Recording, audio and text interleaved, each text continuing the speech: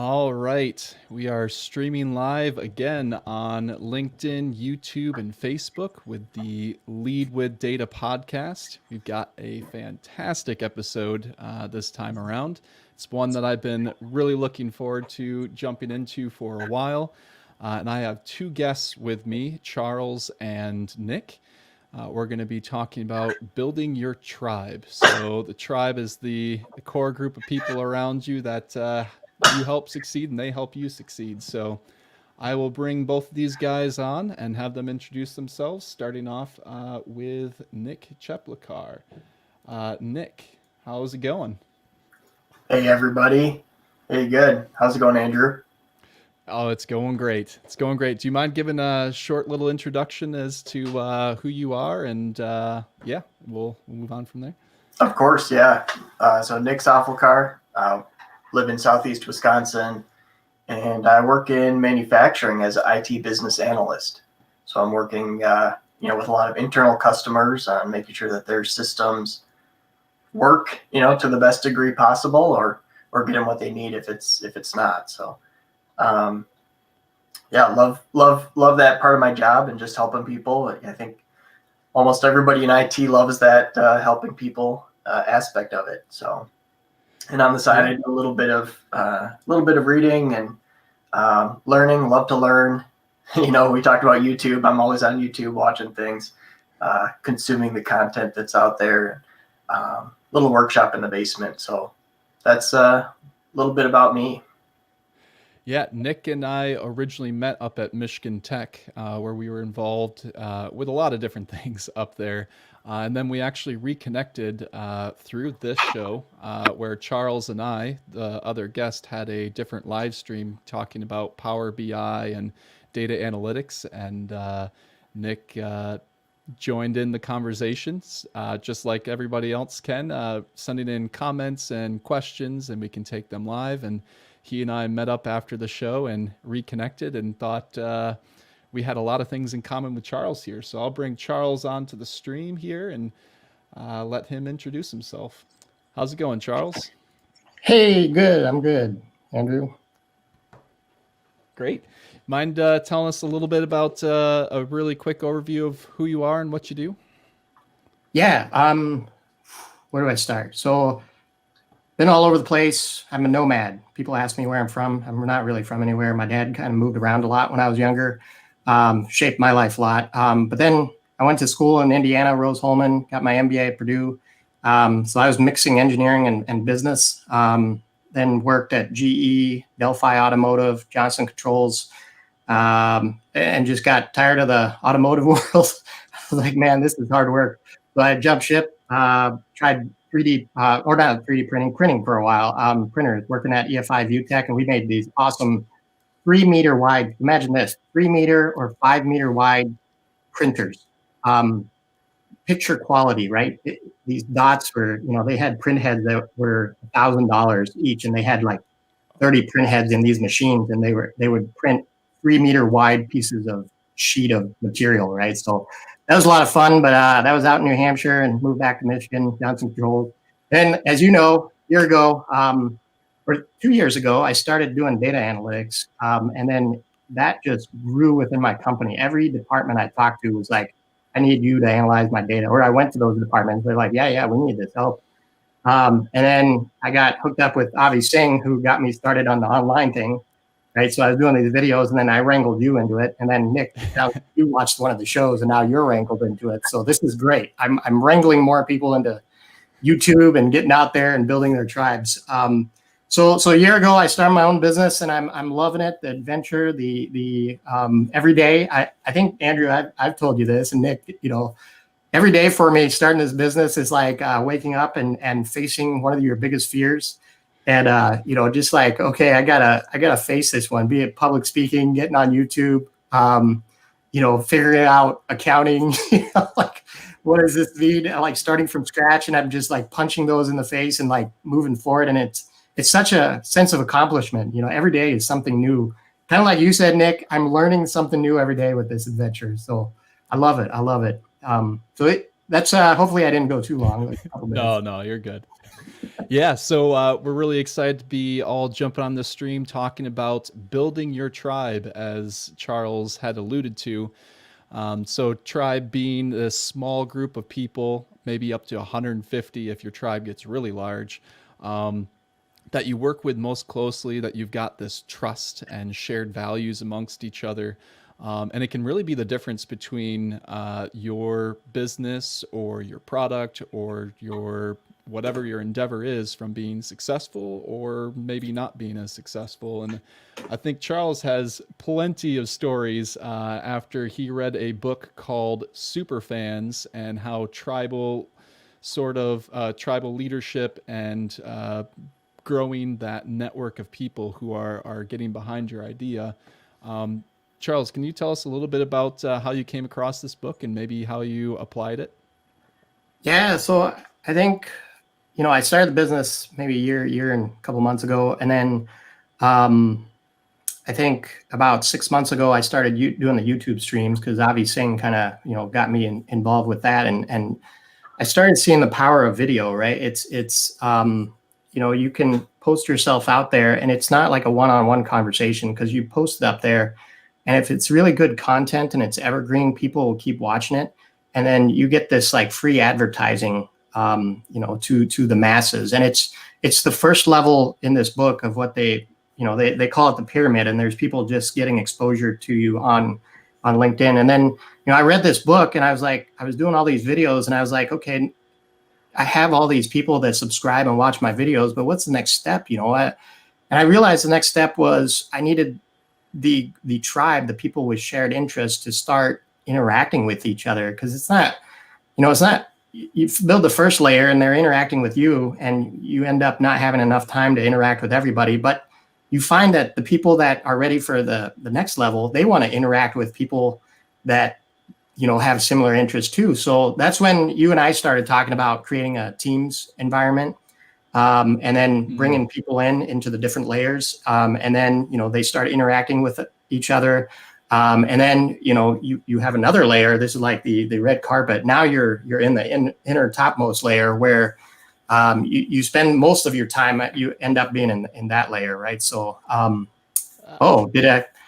so anyways, yeah, that's kind of, my introduction is how I got into this. Is I read this book while I was, transforming myself into kind of a YouTube content creator.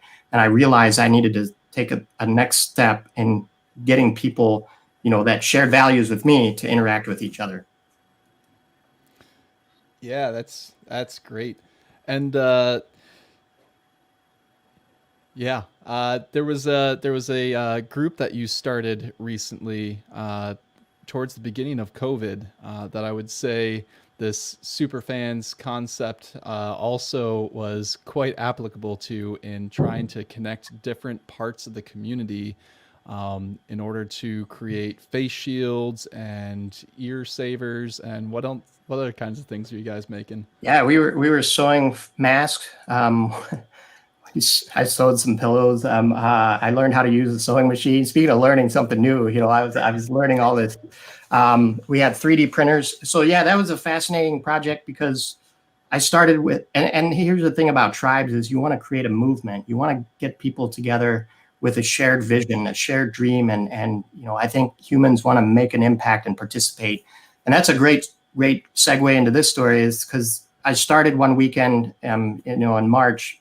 And I wanted to see if there were 3D printers in people's homes that were unused capacity that people could just fire up and start making face shield visors, right? And I remember posting and I expected maybe 10 people. And by the end of that Saturday, when I posted, there was 20 people.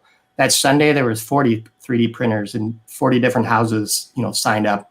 And then another group from Muskegon joined and they had another 40, 50 printers. So by that Tuesday, 4 days later, we had 150 3D printers. And I realized I tapped into something very human is people wanted to participate and they had this tool that they were interested. So we had all this shared value, shared interest in 3D printers and participating, fighting against COVID.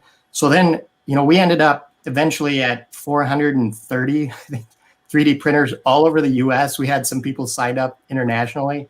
And it was just crazy because each home, it takes 2 hours to print a couple of visors, but we had so many printers going that it was like a run at rate of 800 per day that was getting shipped coming into our distribution center, right? So we had so many people going, we had 800 coming in per day.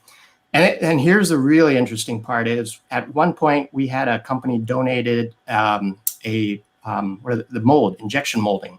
They were like, we want to participate in this too. And they designed an injection mold. So I made that announcement. I sent an email out. It's like, hey, we have an opportunity to make them in 15 seconds.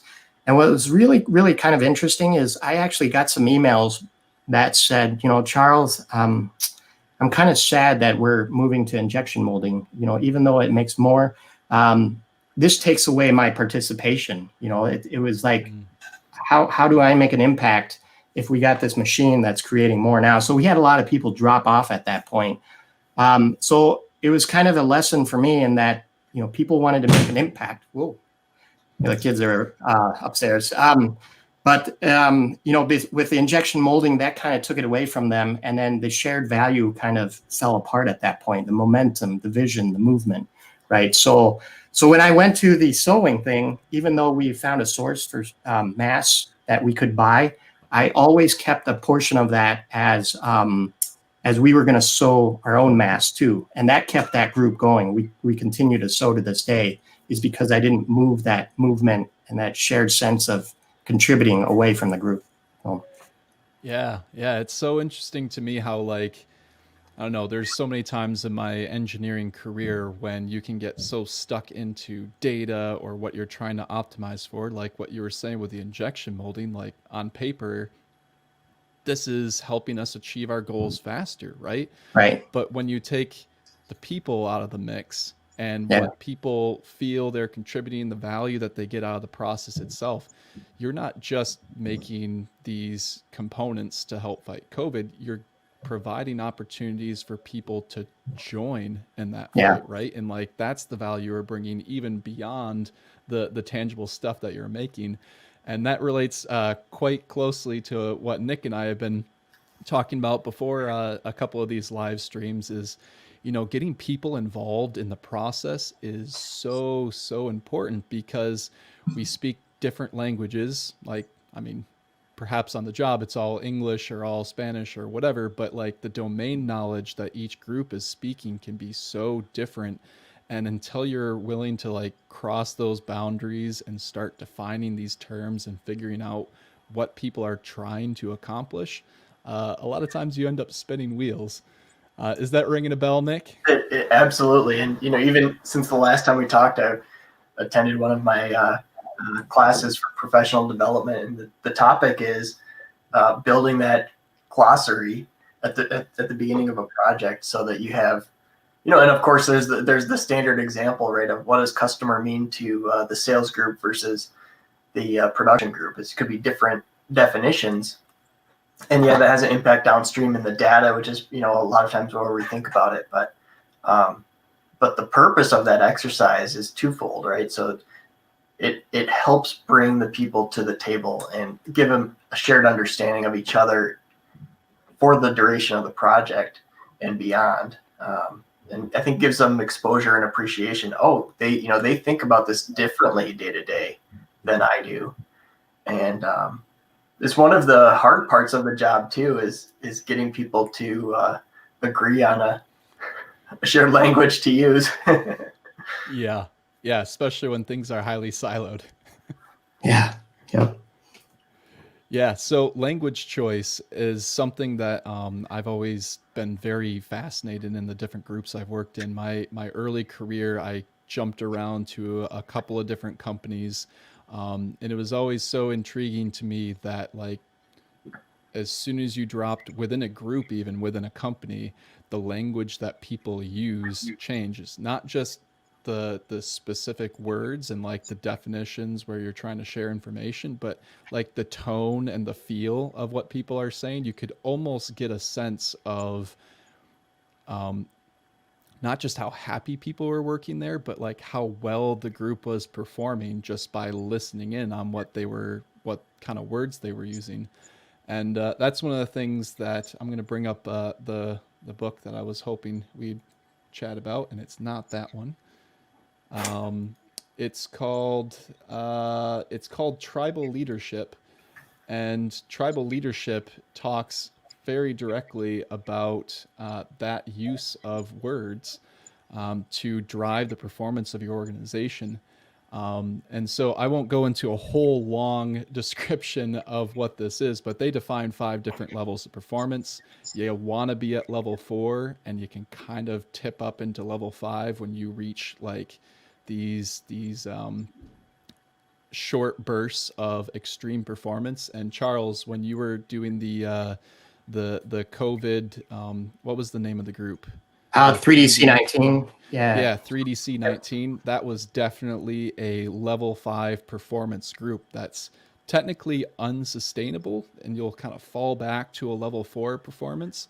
But they described level 4 where the words that people are using sound a lot like "we're great," right? As opposed to some of the lower levels like level 3 where it's "I'm great and you're not," right? Sort of this competitive personal achievement sort of thing. And you can keep going down the rungs to, things like "my life sucks, but maybe yours doesn't." And then the lowest level, which hardly anybody's at, which is just "life sucks." But I just found this book as a really, some of the thing that sort of structure from this book is a really interesting way to just take the temperature of a team and kind of get an idea of where people are feeling, how they're feeling about the direction of how things are going. And what I like about this book is they give very, very specific sort of recommendations on how to elevate the conversation up to the next level and to help bring people up. And part of why I bring that all up is it's part of what Nick, Charles, and I are doing right here, which is a term they call triading, which is having more than just one-on-one conversations with people, because one-on-one conversations can be very time-consuming, right? And they don't help other people connect on those shared values. So, yeah, that's about the shortest synopsis of that book I can give. There's plenty more things in there. But one of the reasons why I wanted to get Nick and Charles together is because, Charles, you're doing some 3D printing stuff, and Nick, you had been doing some makerspace stuff as well with 3D printers. Charles, do you have that latest project that you're working on? Yeah. So I'll bring this up. Can you see that? Let me see if I can. Yep. Yeah, so I printed some parts with TPU, so kind of rubbery. You can squish them, and then PLA for the frame, and you can kind of see what this looks like is a Game Boy emulator. And then I was talking about so we got a touch screen that's going to plug in. So this is the resistive touch screen, and there's the connector on the back. And I was just telling Nick and Andrew, I've got a Raspberry Pi 4. The one that came with this, if any audience members don't know, so these are Raspberry Pi 4s, and they're meant to, the whole idea was really, really cool. Nick, like we were talking about learning, right? It was to teach kids about the components on the board itself, the USB connectors, the HDMI connectors. We got, an SD card, the micro going in there. But what the people at Raspberry Pi, the organization that started this, was noticing was that kids knew how to play video games, but they didn't understand the hardware and the coding. So Scratch is preloaded. And I learned that Mathematica, there's a version of Mathematica on here. So I've been playing with that and doing derivatives and calculus on it. So yeah, this whole idea was to give kids a background in the underlying, and there's Python, an IDE on here too. So, teach them about the hardware, teach them about the connectors, teach them about the code that goes into making games instead of teaching kids just how to play games. So that's my latest project. So. Yeah, that's awesome. Yeah. Charles, do you have printers at home or at the office? Yeah, I've got 2 3D printers just outside of the wall here. They're both Prusas. And I've, this is a fascinating story too, is I had one, let's see what happened. The connector to the print bed broke. So I emailed the company and they sent me an STL file. And so I printed a part and put that on. So I was like, oh, that's kind of cool. And then I was looking online and they had an upgrade kit. So it was kind of an older model. So I bought the upgrade kit, had it shipped to me, and I opened the box and there were the metal pieces and a few circuit boards and some screws. I was like, oh, there's no plastic PLA components. And they sent a roll of PETG. I was like, okay, they want me to print the components.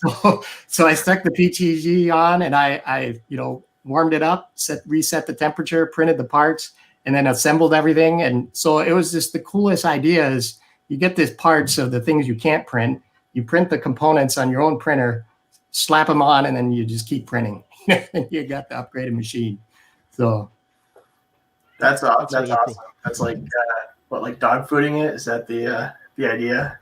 yeah, I'm not familiar with the term, but yeah, just that it can print parts of itself. That that's just amazing to me. Yeah, that like if you lose an arm, you just print it and slap it back on. It was like, where did that term come from? I don't know, like software companies who are selling enterprise level software, but are they using it themselves? That type of thing. Oh, right. So Yeah. You got to do the exercise to get what you want. So Right. Yeah, So gotta have yeah, I'm living it. Got to have a little skin in the game, right? Yep. Yeah. No, that's one of- awesome. I think that the last time I was running a 3D printer, I was at our local library, and they had gotten something. They didn't have them set up or anything. I went over there, helped them set it up, and this was maybe 5 years ago. I'm curious, like what's changed? Obviously, the basics haven't changed. I'm sure in 5 years, but like what's different? What's new? I think the biggest thing is cost. So the Prusas are typically $1,000, but there was a model, and I took statistics, me being a data guy. I had a Power BI report that was showing every printer that signed up and what the model number was. And what we found was there was this company, Endries, I believe. Ender 3 is the name of the printer, and it was $300, right? And it was pretty rugged. So I was like, wow, $300. We even had some people ask me, it's like, I want to join your 3D printing farm, but I don't have one yet. What's the printer I need to get? I was like, well, here's $300. And they're like, oh, that price point? No problem. They went and bought it, right? So people at that price point, people were just gobbling those up. And here's an interesting experiment. So at one point we needed to cut the clear plastic for face shields.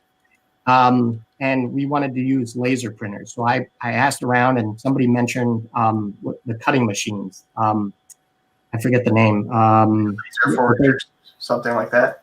Yeah, it uses a blade to cut not a maker. Cricut. Yeah, the Cricuts, right? But the plastic was too. Those are about 500, I believe. But the plastic was too thick. So we looked for laser printer or laser cutters. And there's some laser cutters right now, but the price point of those is $1,000 and above. There wasn't a quality, rugged, $300 price point, laser cutter. So people didn't have them in their homes. So we couldn't build the same infrastructure with laser cutters because of the price point. So it was really cool. I could, with 3D printers, the price point was good enough where everybody could add them to their homes, but the laser cutters weren't at a price point where everybody could buy them. So that was and then I've been watching that trend of the price coming down. So I've seen that, and when this Ender 3 came out with $300 printer, I was like, oh, everybody's can have one at their home now. There was a lab up at Michigan Tech, the IEEE student membership lab, that had a 3D printer in it, and they had a whole bunch of components that they just keep stocked for people who had project ideas. You could go and kind of piece stuff together. And I've always just been really energized by these sort of maker spaces, right? Because, everybody sort of has their own projects and things that they're interested in building out. But the unifying value behind it is this thirst for learning and trying and learning by doing, as opposed to learning just by reading, which I don't know about you guys, but I spent plenty of time on YouTube just watching people how to do stuff without then going and trying to code it or doing something else. And that sort of theoretical knowledge gets you to point A, but there's plenty of points beyond that where you're actually able to develop an expertise and be more helpful that you can only really get by doing. Yeah, so that sort of shared value of consistently learning, and one of the other things too is in these maker spaces, whenever you have a problem or an issue, it just seems like the general practice, like everyone's like, "Hey, let's huddle around and try to figure this out," which I think they replicated really well with First Robotics. Are you guys familiar with First Robotics? Familiar, yeah. Yeah. Yeah, I'm running a Lego League team virtually this year, so it's over Zoom. So that's been chout. And then what we do is we have checkouts. So I put the mat and the Lego kit on the front porch, and then the families take it, and then a couple days later they take it to another family. So that's how we've been working with First Lego League this Oh year. yeah. Wow. Yeah, that had to be a challenge. And don't they I know there's a couple of different levels within First Robotics. Like you mentioned there's the Lego one, and then there's like the much larger competition, which I think they release like the new season in January, or is it towards the end Yeah. of December? Yeah. Yep. Yeah, So yeah, there's the high school FRC, but they're renaming it again, I think. And then there's the middle school one, First Tech Challenge, which is a smaller robot, but you got to build everything kind of from scratch, kind of like the high school one. And then they found that kids weren't learning the fundamentals early enough, so they started an elementary school one, Lego League team, with the EV3 robot kits, and they got a new one called the Spike, and it's got a gyro and stuff, right? It's totally awesome. Yeah, color sensor, all kinds of cool stuff, and a touch sensor. But what they even did is they said, we're not starting them early enough, so let's go K through third. And they have a kit. I'm blanking now, but there's a Lego kit with 2 sensors and basic scratch-like programming. So you can take a student from kindergarten all the way through high school in some school districts and have them go through the full range of robotics all 12 years. Oh That's man. wow. That's cool. Yeah. My daughter is 4, and we have a Duplo set that's got it's a Duplo train with a light sensor. Oh yeah. And so Cool.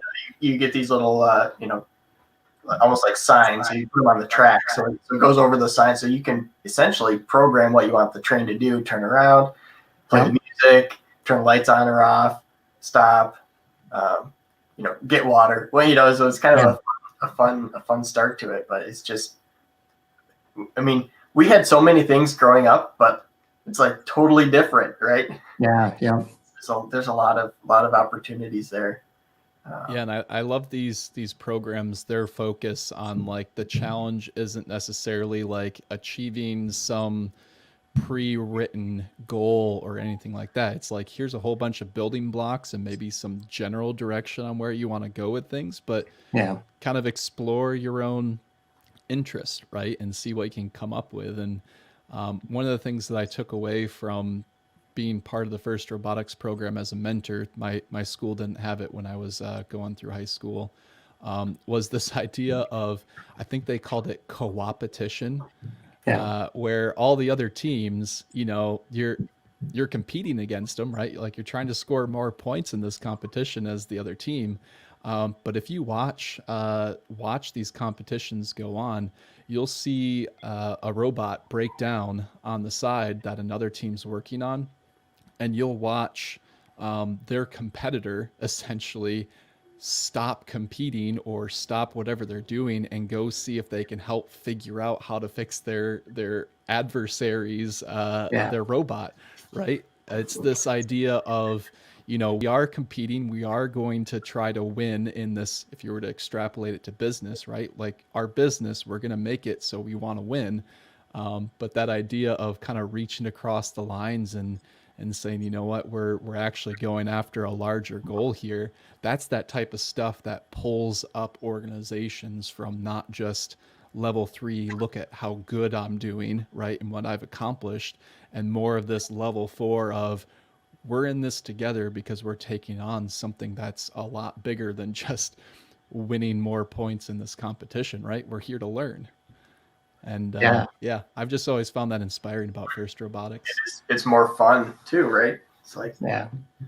And those stories stick with you, because I did the same thing. I mentored a team, this was 15 years ago. I was co-oping and I mentored a team, and we went to the Kennedy Space Center, which is an awesome opportunity. And we had the competition at the Kennedy Space Center.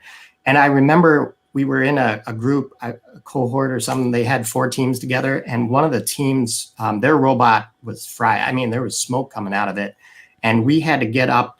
We had to get our robot into the course to play, and and they couldn't get on the field, and they were like, but we had a motor that was kind of not working correctly, so they went in. I remember visually seeing the kids were screwdrivers and just dissecting their robot to get a motor out, pull it out, and then go and bring it to our station and put it in our robot, right? And I still remember that vision. Is the cooperation was so strong, is that they were dissecting their robot and just taking it apart just to get another robot working, right? And that was such a cool experience that years later I still remember that scene. It was intense, but it was everybody coming together. And Andrew, I just want to add, I had so many comments when that 3D printing initiative that I was doing with 400 printer. It was 400. It was really scary at some point. I remember some of the leadership of that team. We had about 6 core leaders, and we were like, this is kind of really scary because we're organizing 400 people, parts are coming in, and we were responsible. We didn't want it to break because we had to get it out, to different hospitals and dentists and stuff. And there were a couple times when we were like, this is overwhelming as the central hub of this, just to make sure all the pieces were moving around. But a couple of the leaders came to me and they're like, Charles, this is really weird because, typically you have meetings, daily meetings, stand-ups, whatever, just to keep the whole team going. But a couple of the people, I remember one of the guys, came to me and was like, we don't have meetings, but what's weird is I can trust and know that the 6 other people and the 400 people printing, we're just going to all do our work because we know what we're doing. We know the shared vision is we're going to provide this 3D printed stuff and we're going to get it. We know that we can trust the other members. I'm going to do my part. I'm going to print it. It's going to get to this station. It's going to get out to this hospital, and we're going to save lives. And everybody was just, they knew their part of what they had to do, right? And we didn't have to we would go for like 2 weeks without talking to each other, and stuff was just flying out the door, in one side, out to the hospitals. Stuff was just moving, right? And it was such an incredible, organization to be a part of, because we had all this shared vision of making an impact and helping save lives, right? And things were just happening without meetings. I don't know how to describe it, but I think it describes your level 5 is like things were just happening because everybody had a shared sense of what we had to do. And there were no silos. There was no stepping on each other's toes. People were just moving forward to help make an impact. And, it was incredible. So if you hadn't had the breakdown of the, with the injection molding, what do you think, is that sustainable long term, or what maintenance energy would be put into it?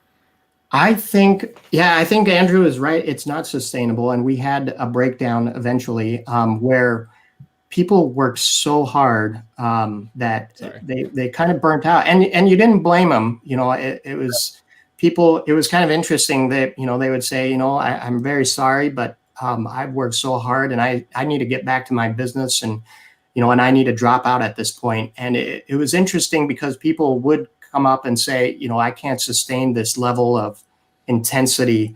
And nobody blamed them. It was kind of interesting. So yeah, it eventually, it was so intense that people had to eventually, go back to their normal lives. But yeah, I don't know if that's sustainable. Like you said, Andrew, it comes back and you need some structure and some motivation to go forward. So it's hard to keep that level of intensity going. level 5 performance, that's kind of that, this is, we're going for something new, right? Like Yeah. we're going to reach the moon. We're putting a man on the moon, or we're putting a man on Mars sort of performance level, that once you do it and achieve it, you're not going to just keep pushing like that, because as an Yeah. organization, you do have to kind of step back, regroup, make sure everything kind of flushed out correctly after all that type of stuff. And I kind of accidentally brought up the image Yeah, I want a to see little it. early. Throw that back Um, up. but as you were talking about it, Charles, you Yeah. said this word, and we've talked about this quite a bit, the word trust, right? Like a lot of this stuff, before you can even, this is from Five Dysfunctions of a Team, another book that I'm not sure if you guys have come Glenn across. Lencioni or something. Yeah, I think so. I'm drawing a blank on the author name, but Patrick Lencioni. Yeah.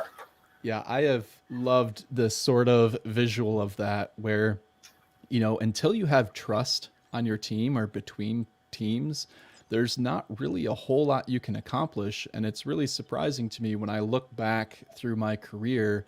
Um, it's sometimes even really hard to spot when there's a lack of trust. If you're not like actively taking inventory with yourself and having those sorts of conversations with people, but it does present itself as fear of conflict, right? So when you were talking about the 3DC 19 group, and how you kind of reach this point of there's almost no management, right? Like you all Yeah. had this shared vision and this shared activity.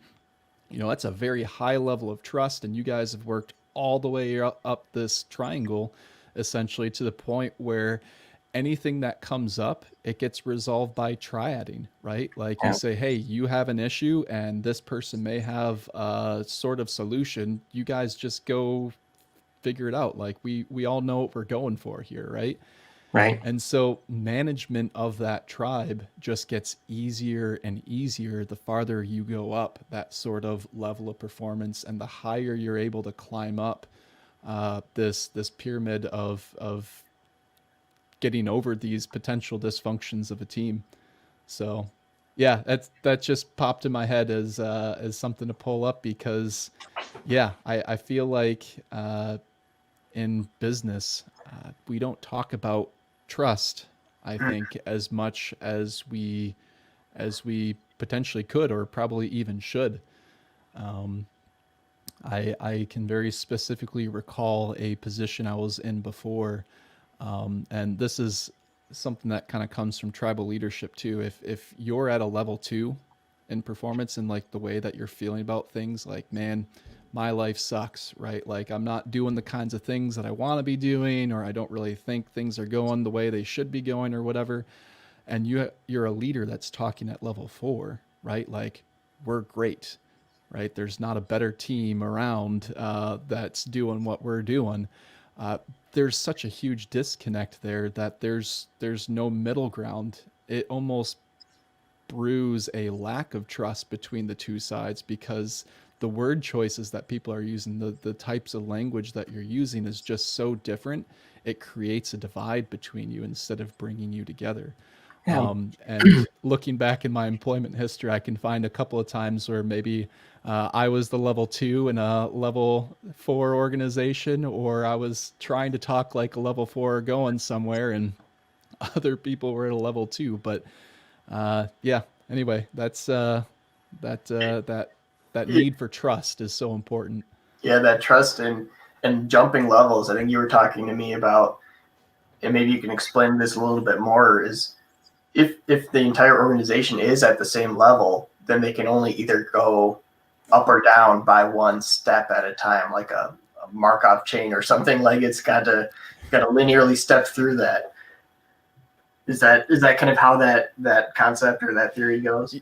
Yeah, that's one of the things they talk about in the book too, is you can't expect people to go from 2 to 4 without going through 3, right? And there's pockets within an organization that can be lower levels or higher levels, and I'm not so keen on their actual word choice of levels, because it almost makes it feel like it's a level 3 where it's an individual performance thing. But yeah, there's a lot of really great tools in there, and my favorite one being triading, for trying to help people come up those levels of performance. And I think it just takes a lot of time to just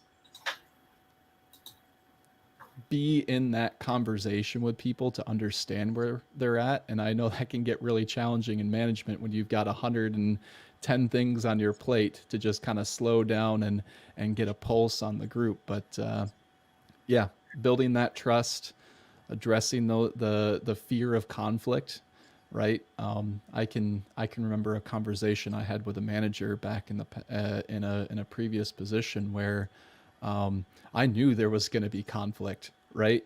Like the types of things that I was bringing up, I'm like, there's no way that this isn't going to turn into a sort of discussion where we're misunderstood and all of that. And honestly, I think it ended up being a mistake for me to have that conversation, because when I reflected on it, it had gone poorly, as I said it was probably going to. When I reflected on it, I realized that, I didn't trust the person I was talking to, right? That they had my best interest in mind. And when I thought back about the conversation that we had and the words that this person chose to use, I realized very clearly, I'm like, they didn't trust that I had their best interest or what the business's best interests were in mind. And I think that ended up just being a communication breakdown. But you can communicate all you want, but if you can't get to that level of trust where you're both looking out for each other, it doesn't matter what you guys talk about. It's not going to go in a good direction, at least not in the long term. Right. Yeah. Well, that's an interesting conversation, a deeper one. I think that is one of the reasons I started my own company, and just because then I could choose, who to work with. I wanted that freedom. Whereas, if you're inside an organization, and bosses change all the time, you don't have that choice anymore. It's like, oh, somebody else got picked to be your boss, and you're like, oh, now I got to start the trust thing over. And you may never establish the trust because you're so different in terms of value sets and everything. So what's been beautiful is, starting this business, I now can pick my clients, and also the people I bring into my, my team's environment is, I evaluate and say, hey, you are somebody with a shared interest, and hey, why don't you join my tribe, and we'll talk about our similar interests and stuff. And it's such a more engaging, fruitful, and fulfilling relationship to be in, right? You get to choose who you interact with. So I think that's been a big part of my shift into, who I am today. It's transformational, from 2 years ago to today. Is my friends have changed, my tribes have changed, everything has changed for me. So, Which is really scary in the middle of it, right? Like, I don't know Yeah, about really you, Charles, but when I went independent in January, yeah, all of a sudden you don't have the work network that you always had to just bounce Yeah. ideas off of and all that type of stuff. And you have to end up going down a different path than a lot of people do in their career, and it can feel lonely, right? If you feel like you're the only one that's kind of doing what you're doing. But it's surprising once you start putting yourself out there, not just from like a business generation standpoint, but also just trying to connect with other people who've started businesses. There's a whole community out there, and I would say they're at least as supportive as the makerspace community, and helping you come together and address the problems that you're finding. No, that is so true. I remember how scary it was the last week, and actually the 2 weeks following, once I left the corporate world. Those were, you could just feel your heart and your blood pressure. Those 2 weeks were unbearably, I don't know what to call it, scary, exciting. You're stepping into the unknown and creating new friends and new networks and new everything. And this goes back to, you wake up every day and you're like, I don't have any clients. I don't have any pay. What do I do today? And those fears are all right there. And to find people, and that's you and I did. We found that group, Lakeshore Advantage, the Surge, and we went to that camp, and we were able to share those feelings and the loneliness. And I understand why many businesses fail, because man, it is lonely to the first when you first make that transition, and it's taken a while. Like, yeah, I make it sound rosy, but there was a period in the beginning where there was a huge adjustment. It was almost like you were, because you've come from this world where you were told what to do between the hours of 8 to 5, and you just followed the directions. And now everything is on your own. You're responsible for every single activity that, and I had to embrace that. I was like, okay, I have this newfound freedom. I own this, my life now. I have to make the decisions. And if there's any failures, I'm the guy. Yeah. These decisions are on me now. So yeah, that's super scary. I think that's a good point that you bring up. Well, It's not I all think- rosy. Yeah, and I think you become hyper aware of it when you go independent. But now that I've seen that and I've looked back at when I was an employee, it was still present there. It just wasn't as hyper, as a sensitive thing. I'm sure, Nick, you've seen that. And my brother just told me a story last night. He was working with a junior software developer, and it was an intern, and he just wasn't performing very well. Like, you'd give him tasks and they would take a long time, and in the end they wouldn't be done, and my brother just kind of had to fix up the software and kind of do it for him, until eventually my brother said, you know what, you need to just come sit next to me for one day and watch me program. That's all I want you to do tomorrow. And so when he did that, my brother was showing him, hey, this isn't compiling. I don't know what's going wrong. I bet you John has some insight into it, right? And so he called John over, and he and John started working together and trying to figure out, and sure enough, they got that bit solved. And then 15 minutes later, my brother runs into another problem, and he calls over, Sue over there to come over and help him out. And he said it was crazy because the very next day, when his intern went back to work on their project, they started calling up everybody in the office to help them figure out, how do I get past this problem? And I've seen this in pretty much everywhere that I've worked, that there's this fear that you have to know what you're doing, Right. and that you have to be independent. And unfortunately, I think that prevents a lot of people from making progress in their own career and connecting with other people. And maybe I've seen that most in the software development, but on the manufacturing floor, I see a bunch of people working together all the time. So Oh yeah. That it's kind of funny. Like my experience with Michigan Tech, at Michigan Tech, one of the things we learned was that you have to be independent in the workforce, right? You're gonna have to be a strong, engineer, or whatever it is you're gonna do. Well, what does independence mean? It is like the gumption and confidence to go ask for help. Yeah. That's all it means, right? So, it's like that you you can make the call that you need help on your own. That's independence. yeah, I really like that. Yeah, enough self-awareness to know when it's better to just have somebody else come in and give you an opinion. Right. I totally agree that it's not all about doing everything on your own.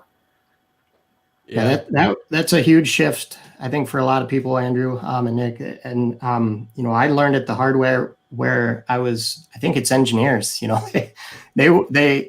they want to learn everything themselves, right? And then so I went to Rose-Hulman for engineering, and then I went to Purdue for my MBA. And the first thing they do when you go into MBA school is they give you a cohort group. Your first year, that you have to do everything in that group, and you quickly realize they load you up with too much for you to do yourself. So you're forced to delegate and allocate and split it up as a team. And the successful teams were the ones that understood that and split up their work. And it wasn't, and as engineers, you wanted to know everything, right? All the details. And it was so hard, especially Purdue, because everybody that was going to Purdue anyways, even for the MBA, were engineers coming into the system. And to let go of that and say, okay, I'm working as a team, and if we split it up, we can do much bigger things as a broader team by dividing this up instead of each person learning everything. And that was the biggest learn coming out of getting my business degree was, especially me coming from engineering. I didn't know accounting. I didn't know finance. I didn't know depreciation schedules and stuff. And there were people in the group, they matched you up that did. And as a group, if you tapped on people's knowledge, then as a group, you got better. So yeah, no, it's good point.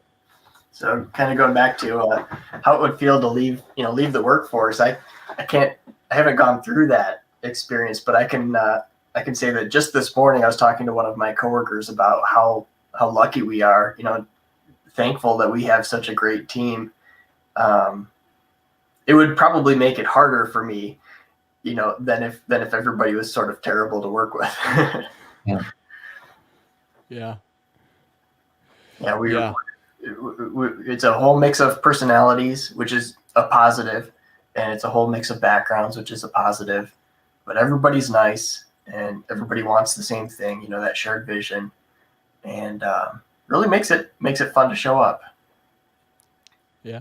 And I'm not just saying that because I might have coworkers watching the call. Although look around a little bit and covered it, yeah. Yeah, I would say beyond just like starting up a business too, just being a data professional, there are so many different aspects of working with data that you can specialize in and spend an entire career in. That I think I was talking about this on a previous live stream. Like it can be overwhelming, right? Where there's so many things to learn, and in any given instance, you can feel inadequate because you haven't studied neural networks as much as somebody else has. Or when I first tried using Power BI about a week or two ago, I'm like, man, I can barely get one of these chart things together. Even though it is really easy to use, I can whip up charts in Python a lot quicker at this point. Yeah. But you can see the value in Power BI, or at least I could. And Charles right here is basically an expert in it. So yeah, there's just so many different aspects of working with data that you can specialize in that you can almost get paralyzed if you allow that to be something that causes you fear instead of engaging with it. And I don't know if anybody is out there looking to get involved in the data world, but as you can see, the community is very nice, and a lot of people are willing to help, learn, connect, and contribute their own stuff to it. So yeah, at least in the data profession, I haven't seen many instances in which there isn't this sort of larger goal of collaborating and using data to do incredible things that you couldn't do before. Yeah, that's it. That's an interesting point. And Power BI has only been out, I think, 5 years as a standalone product. So it's new to everybody. And I hear this so much is, Microsoft kind of advertises it as, oh, you can just get started. It's super easy. But after about a week, you get it into some roadblocks because there is some of that deeper stuff, right? And that's what I found is everybody's kind of learning because it's so new. So when you go to somebody that just went through that learning process, they're a lot more willing to empathize, I think. They're like, oh, I just went through that like 6 months ago, the DAX wall or writing a measure. And yeah, I understand why it's hard because I just went through this and I read this article. So I think that is something interesting about data is that a lot of it is so new that we're all kind of new to these roadblocks and these journeys, right? And then these different paths that we're taking. So people are a lot more like willing to empathize and understand your fears and stuff. Whereas, if you've been doing something like SQL queries or something, people are ingrained and entrenched and they've been doing that for years and years and years, and they may not be willing to teach you as much of it. So I'm going to echo that. I find that with data, people are a lot more willing to help, and there's a sense of community trying to learn this stuff.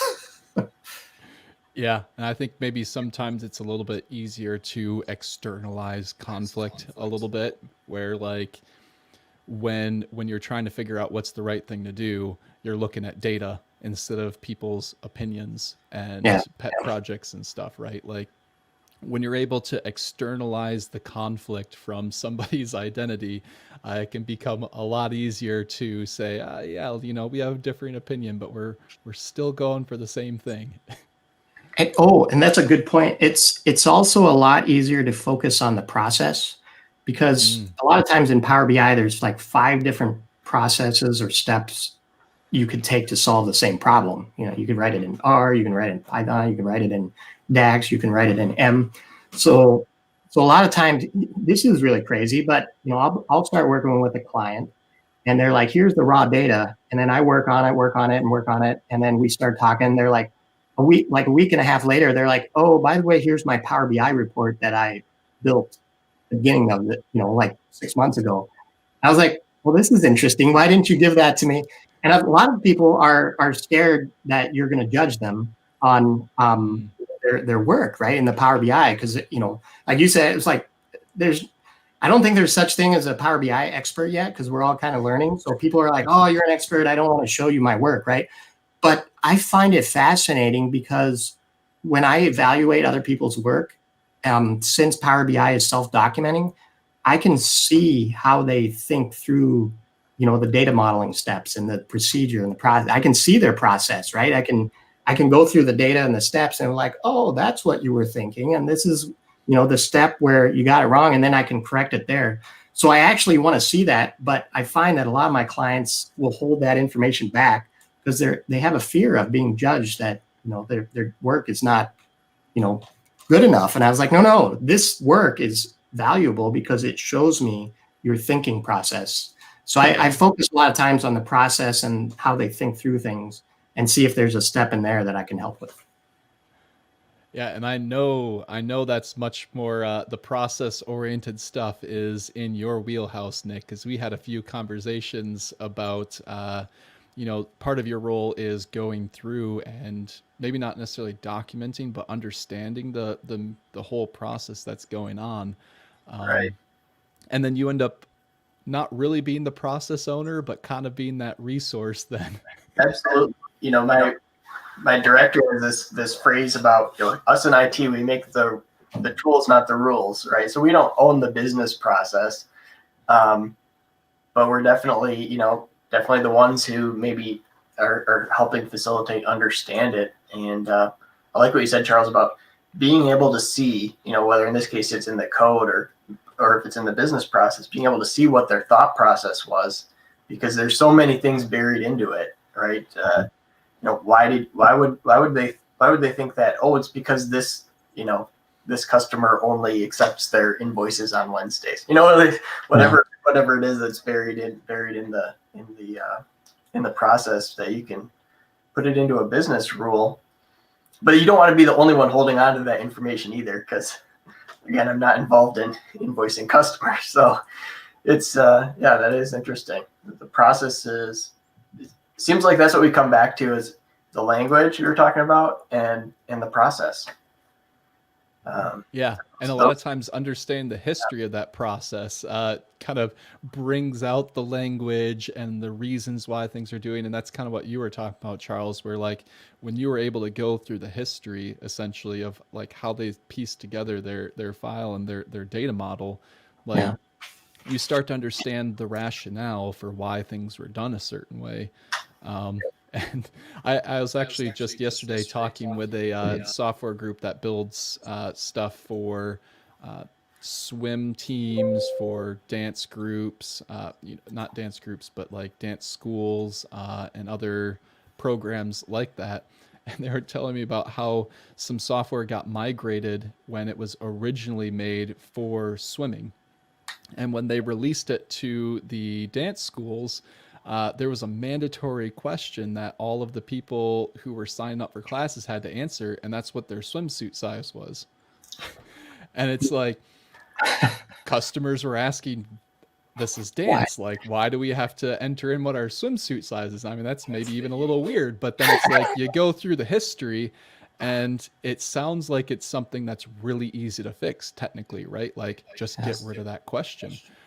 but the way they structured their whole data validation system was centered around the fact that it was a swim meet group, right? So like there is a swimsuit, and so you can kind of key off of a lot of things for that. So if you want to blow up that question and not have that data field, now there's 20 other things downstream that you can't do lookups with for whatever reason, even though it's not swim related, that just asking those questions and taking the time to understand the history of why things are there brings all of this enlightenment around the process that you can then go, okay, let's work together to tackle this problem now that it's not just a simple let's get rid of the question or be mad about why this random question is in the system when it doesn't make any sense.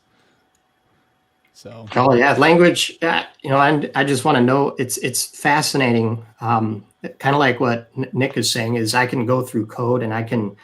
Here's an interesting story. So I can tell by naming convention of the tables if people have come from a SQL background or a database background, a relational database, or if they come from an Excel background. Because you kind of see the language in the naming, like dim underscore something, right? And I was like, oh, this person has been normalizing their tables and has built relational databases. And then if you look up in their emails or whatever, and they're like, well, I used to VLOOKUP, and then I did some if statements inside of Excel with some of these functions. You're like, okay, this person came from an Excel background, and they've done massive VLOOKUP tables to flatten it out. So. And then that leads to, okay, this person is an Excel person, so I know that they're comfortable with flattened tables. Whereas if you go from the other direction and they're a SQL person, they're comfortable with normalizing and having this huge snowflake schema, and it's really hard to conceptualize in your brain, right? So then you got to take them down to a tabular model of star schema. So it's really cool. Like there's all these little hints. Like if people don't give you their files, you can't track down. It's like forensics for data. It's like, oh, this you're using these words, so you're coming from this route. Now I understand how to talk to you. Yeah. Right. Yeah, in the business analysis world, we've made the change in terms of our vocabulary from requirements gathering, right? Like you don't just go and you find all the nuts, like that's easy. It's requirements elicitation. You have to figure out how you can pull it out. Yeah. Right. And so there's effort involved. You either have to go and look for it or you have to ask the questions. Yeah, exactly. You got to know what questions to ask, and each person has a different set of questions that leads down to the answer to the requirements you want. Yeah. Well, we have already filled up an hour of conversation, so I don't want to make this go on too much longer, but I do want to give an opportunity for any parting shots. Anything that we talked about or missed, or something that you're like, oh, this is something that was in my brain that I wanted to bring up but didn't happen. Starting with you, Charles, any parting shots? So parting shots is I love this because I don't have to host.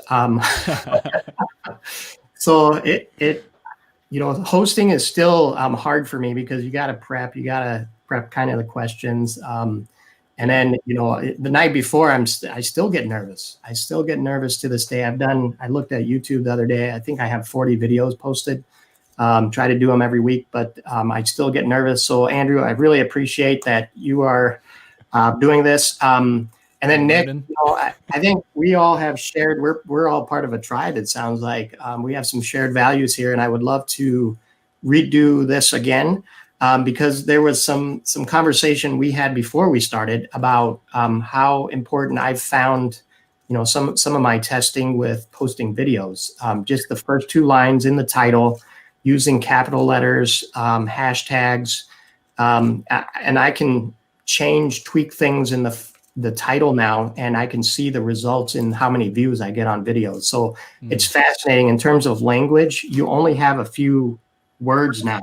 So the words have to be super impactful, have to be somehow separate themselves from all the other words, all the other titles that are in people's feeds. Mm-hmm. And so how do you get people to not only, number one, want to click on whatever you're posting, but number 2, then how do you create content that meets, the expectation now that it's like, oh, somebody has clicked on this. Are they going to watch 2 minutes or 5 seconds and then click off and not really count and get back. I totally agree that we should follow up because I think we can dig into language so much. That was going to be my parting thought, is that the more I've talked to you guys over the last, this session and Andrew, a few other sessions, is like, and I'm doing these classes with professional development, and I think about myself with my hobbies, and it's all about learning the vocabulary that's needed either to do the things, to buy the right materials, to understand the owner's manual of the new tool, whatever it is, and then talk to everybody else in that group that you're trying to get help from. Like, that language is just so important. So Yeah. Awesome. Well, thank you both so much for joining me on this show. It was a fantastic conversation. Love hanging out with both of you. Let's have you guys just stick on for a moment after I end the live stream, and we'll do a quick little debrief. But thank you, everybody else who's tuned in. Hopefully you found something intriguing in there. All right. Take awesome. care, everyone.